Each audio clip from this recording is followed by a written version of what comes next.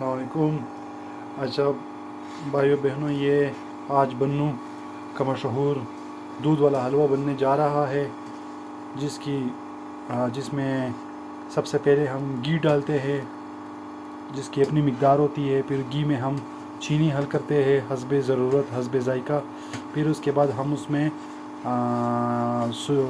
सूजी डालते हैं। सूजी हम जिसमें डाल लेते हैं वो भी अपनी मिकदार के मुताबिक ही होती है, ऐसे नहीं कि आप जितना भी उसमें डाल दें। तो वो जैसे ही हम डाल दें तो उसके बाद उसमें दूध डाला जाता है, जिसको सुखाया जाता है, और आखिर में बन्नू हलवा तैयार हो जाता है, जो कि हम आपको दिखाएंगे आखिर में।